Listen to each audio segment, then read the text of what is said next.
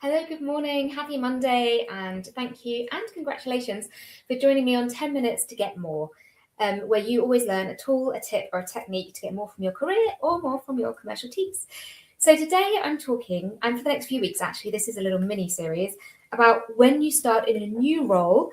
Today is all about the potential red flags. Next week is all about the green flags.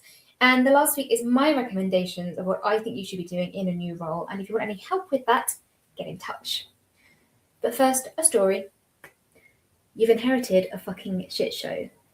This is exactly what my boss said to me when I first moved into my first people management role, which was also in a new country and during a company merger. So it was a very stressful situation. I was parachuted in because I was like the level-headed empath who was brought in to run a team who were exhausted, emotionally strained, and at breaking point, and not to mention there were 11 of them.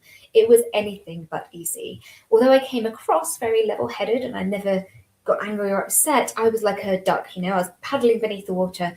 I soaked up all the team's emotions like a sponge, leaving me knackered and stressed every day, and I wasn't sleeping well. I really struggled to make the shift from a high-performing individual contributor to a team manager, even though I thought I was ready. And I took on way too much responsibility onto myself. I found it difficult to admit if I was wrong or I didn't know something because I thought a manager should know everything. And this perfectionist streak, which I'm still recovering from, meant that I didn't ask for help, while at the same time pushing myself to my limits, basically. I didn't have a moment to catch my breath, let alone plan for the year or be strategic.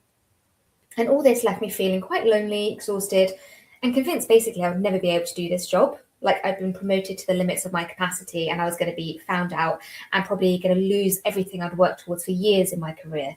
Can you see the catastrophic thinking?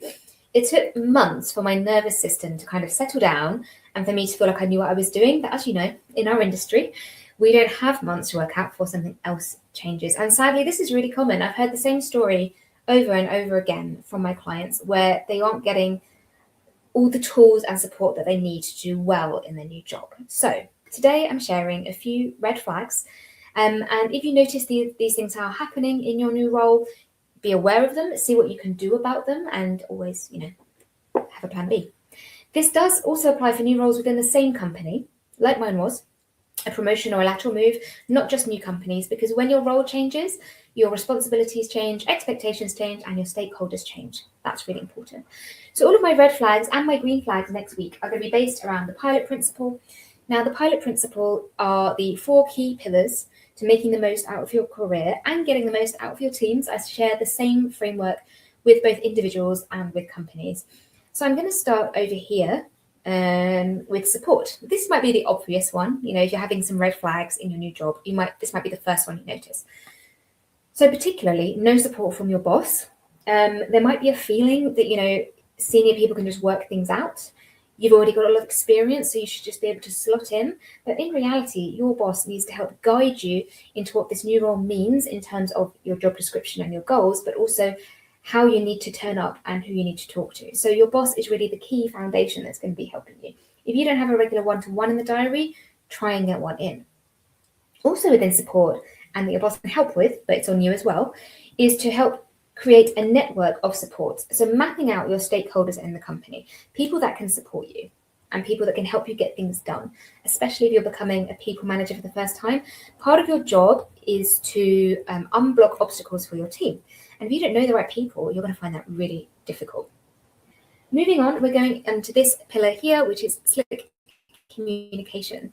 So have you ever had that where you start a new role and you don't actually have your laptop, but then you get your laptop and the password doesn't work and you haven't got access to the systems, you haven't got access to the data, no one's set you up with anything in your calendar, there's no clarity on how things are done. This is about communication, but it's a symptom of a bigger lack of care and attention. Companies that do well here will make sure that their employees' first day in a new role or in a new company really feels slick and calm because it shows how they do other things as well. Popping up here into skill. So you're probably in this new role because you're good at your last job and you've definitely got some skills. But one of the problems I often see in people in new roles is they are flung in the deep end with a massive workload and loads of stuff to get done without any time to catch up. This is a problem that happens Because often if there's been a vacancy for a while, other people have been plugging the gap, or your boss has things they need to get done and they can't get them done without you there. So as soon as you come, they just pile on all of the work, but you need to be doing other things in your first few weeks, working out your stakeholder network, working out your goals, how your work fits into the company, and even learning how the systems work. If you have a massive workload, you're more prone to making errors and just feeling overwhelmed, which is not a great way to start in a new role. And the last pillar over here is self-leadership. Now, this is an interesting one to think about in terms of red flags, because you as a person aren't changing. But where this self-leadership is important is that the company you're in or the new team that you're in is giving you autonomy in how to do your role. So not telling you exactly what to do. I'm assuming here you're not a first time, in your first role. You've got some experience. So you should have some autonomy. You should have some input into how your job is done. They've hired you because you've got skills and experience. So if they just start micromanaging and telling you exactly how to do everything without listening, that's a big red flag for me. So if you do find yourself in this kind of situation and you want to turn things around and make the most of this new role, then get in touch. I can help. I know in the travel industry, so many of us don't really have any onboarding to speak of.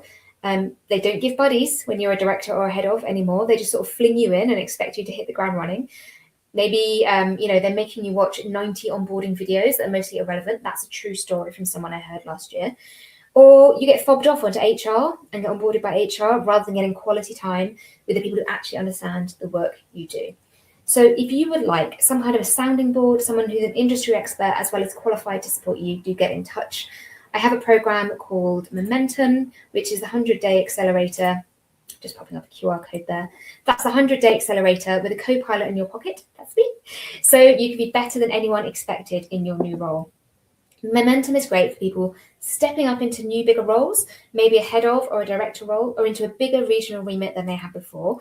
So if you aren't getting the support you deserve, or that self-doubt is creeping in and you're like, oh my God, I conned them in the interview. You didn't. Now's your chance to act. Let's get your head straight and make sure that you're prioritizing the right things, upskilling yourself, and being the person you need to be in this new role.